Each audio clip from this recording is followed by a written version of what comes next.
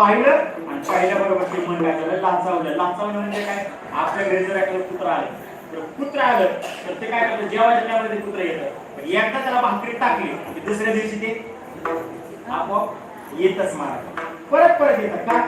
कारण त्या भाकरीच्या तुकड्यासाठी ते काय झालेलं असतं, लाचवलेलं असतं.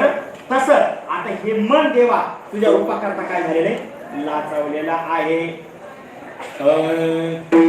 रूपे जडले लोचन, रूपे जडले लोचन,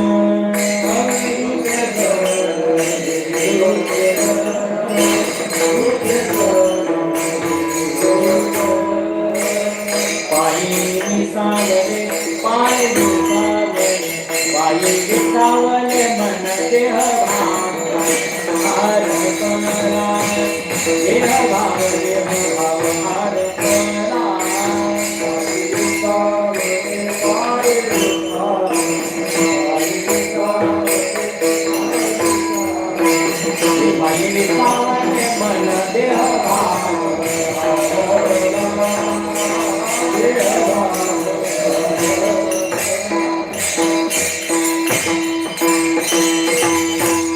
जडले लोचन, पाये स्थिरावले किंवा विसावले. पाये स्थिरावले मन देह भाव, लाचावले मन. कारण मन काय चंचल आहे, एवढं चंचल आहे महाराज. सगळ्यात जास्त धाव कोणाची असेल, गती कोणाची असेल तर मनाची. मन आत्ता या क्षणाला तुम्ही डोळे जागा, मन कुठं जाऊन परत येईल सांगता येत नाही. पण चंचल असून नाही, ते कसं आहे कोणा चपळ.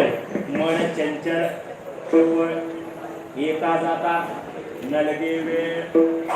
अहो एवढं चपळ आहे महाराज. चपळपणा वेगळा आणि चंचलपणा वेगळा. चंचल आणि चपळ मध्ये काय फरक आहे?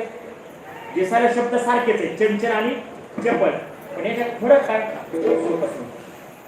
आपल्याकडे जुन्या काळात सरकी लावायची. सरकी म्हणजे कापूस लावायचा, बरोबर? कापूस कापूस वेचत असताना जर एक कापसाची सरी धरली, काय म्हणतात, पाच धरली म्हणतात. ते पाच धरली की दोघी जणी असतात, दोघी जणी जोडी जोडी. आणि ते काय करतात मला, दोघी पातीला लागतात. एक पाच धरलेली, दुसरी पाच धरलेली असते. पण चंचल काय करते महाराज, त्या पातीची पुढं चलते, सगळ्यात दुसरीपेक्षा पहिली चांगली चलते पुढं. पण नुसती मोठमोठे गोंड घेते, मोठमोठे गोंड घेते. आणि माग शेवट पाच झाली, माग बघितली जसं तसं पांढर, त्याला म्हणायचं चंचल. आणि दुसरी काय असते, चपळ. तिने दुसरी पात धरली की ती सगळं त्याचा कापूस काढते, पात पूर्ण करते, दुसऱ्या पातीला लगेच लागते. तिसरी पात झाली की लगेच चौथ्या पातीला लागते. चौथी पात झाली की पाचव्या पातीला लागते. लागते का ना? याला काय म्हणायचं, चपळ. त्या कामाला जाणाऱ्या चपळ करतात महिला मंडळ. एक पहिली गोष्ट आहे, महिला रोजाने काम करणारी आणि गुत्त घेऊन काम करणारी.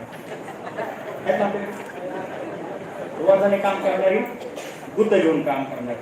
रोजाने काम करणारीच बघा, किती लवकर उरकायचं म्हणलं तरी 11 वाजेपर्यंत उरकत नाही. असंच आहे हो म्हणतात. आणि गुत्त घेणारे सकाळी 7 वाजता तो शेतात. फरक आहे महाराज. रोजाने काम करणार, गुत्त रोजाने काम करण्याचं एक अजून आहे महाराज, तिला घडी घडीला तहान लागते.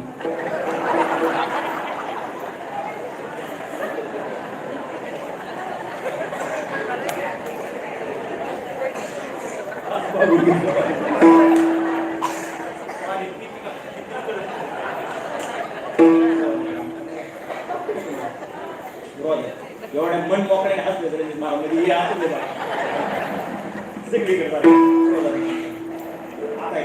चंचलपणा वेगळा आणि चपळपणा.